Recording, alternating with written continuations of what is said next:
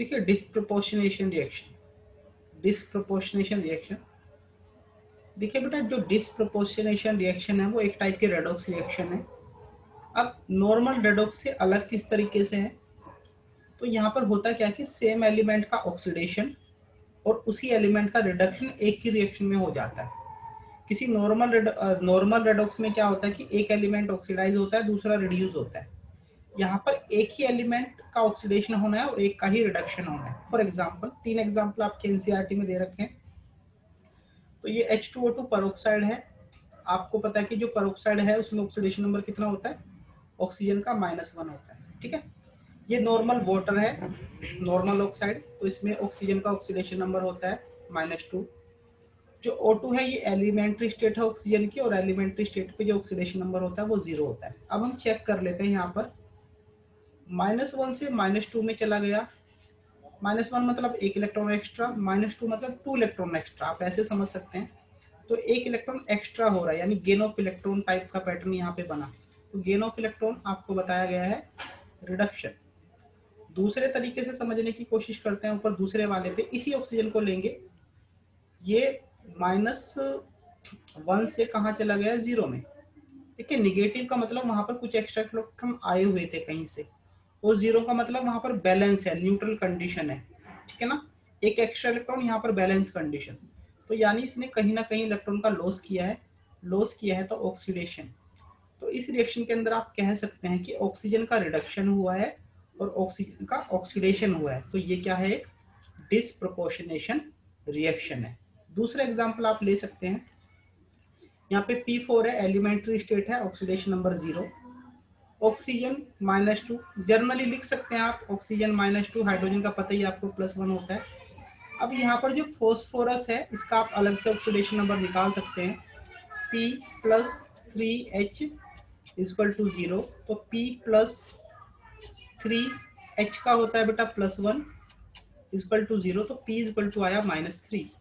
तो यहाँ पर फॉस्फोरस की ऑक्सीडेशन नंबर कितनी है, -3। H2PO2 में निकाल लीजिए, H2PO2 -2H + P + 2 oxygen = overall charge -1। तो 2H, अब देखो H का कितना होता है बेटा, H का आपको कितना बताया था, ×1। इसके बाद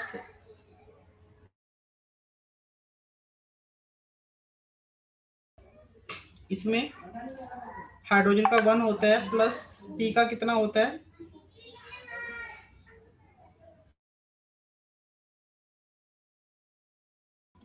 चलिए अब देखिए हमारा ये क्या है 2, इसके बाद ये +P प्लस ऑक्सीजन का -2 = -1। तो आप यहाँ पे कैलकुलेट करेंगे तो फॉस्फोरस आपका यहाँ पे +1 निकल के आ जाएगा। तो यहाँ पर फॉस्फोरस है +1। तो अब हम चेक कर लेते हैं कि कहाँ ऑक्सीडेशन हुआ है, कहाँ रिडक्शन। फॉस्फोरस रिएक्टेंट में एक साइड पर है, प्रोडक्ट में 2 साइड पर है, तो इसी पर हम चेक करते हैं। 0 से -3 गया, 3 इलेक्ट्रॉन गेन किया, रिडक्शन। और यहीं से 0 से वो +1 में चला गया। +1 में जाने का मतलब 1 इलेक्ट्रॉन लॉस किया होगा जरूर, पहले 0 था, अब इलेक्ट्रॉन को लॉस कर दिया है, तो लॉस ऑफ इलेक्ट्रॉन होता है ऑक्सीडेशन।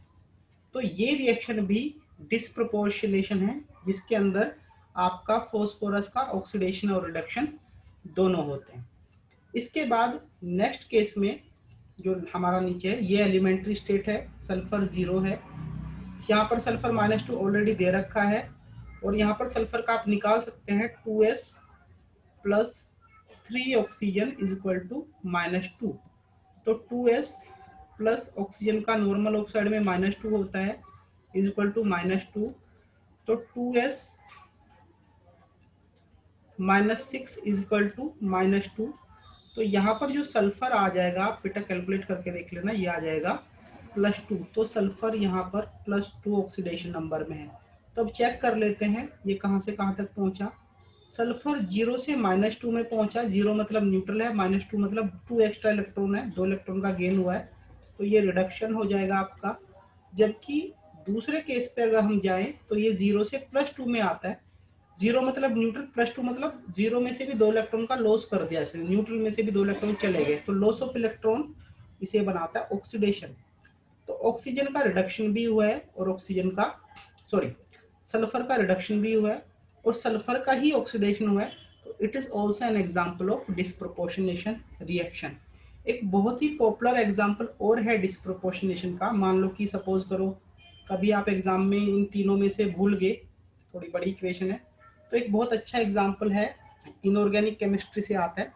देखिए जो हमारा कॉपर आयन होता है ना, कॉपर +1, ये देखा गया है कि एक्वस सॉल्यूशन के अंदर अनस्टेबल होता है। जब कभी आपको हाइड्रेशन एंथैल्पी का कॉन्सेप्ट सिखाएंगे तो बताएंगे कि अनस्टेबल क्यों होता है, पर फिलहाल ध्यान रखें कि अनस्टेबल है। तो होता क्या है कि ये वाटर सॉल्यूशन के अंदर अंडरगो डिस्प्रोपोर्शनेशन रिएक्शन जाता है और ये कॉपर सॉलिड बनाता है और कॉपर +2 एक्वस ये यहाँ पर बनाता है। जो कॉपर 2+ है वो वाटर सॉल्यूशन के अंदर स्टेबल होता है। वो मैंने बता दिया कि हाइड्रेशन एंथैल्पी की वजह से होता है, यहाँ पर वो शायद डिस्कस करने का पॉइंट नहीं है। तो अब हम यहाँ पर चेक करें तो copper 2+ ion in water solution undergo disproportionation reaction. यहाँ पर ये फ्री स्टेट में है तो 0, तो +1 से 0 में गया, तो यानी भाई +1 एक इलेक्ट्रॉन की कमी थी, 0 मतलब कम से कम एक इलेक्ट्रॉन आया, तो ये तो हुआ रिडक्शन, एक इलेक्ट्रॉन आके ये न्यूट्रल हो गया 0। पर अगर हम दूसरी तरफ देखें, ये कॉपर +1 से कहां पर चला गया दूसरे केस में, कॉपर +2 में। तो +1 का मतलब तो एक इलेक्ट्रॉन की कमी और +2 का मतलब न्यूट्रल के कंपैरिजन में 2 इलेक्ट्रॉन की कमी, यानी इसने एक इलेक्ट्रॉन का और लॉस कर दिया, तो ये हुआ ऑक्सीडेशन। तो इस पर्टिकुलर केस में कॉपर प्लस आयन का एक्वस सॉल्यूशन में रिडक्शन भी होता है और कॉपर 2+ में ऑक्सीडेशन भी होता है। पर ध्यान रखना ये रिएक्शन केवल एक्वस केस में ही होती है। तो ये हुआ था बेटा आपका डिस्प्रोपोर्शनेशन रिएक्शन।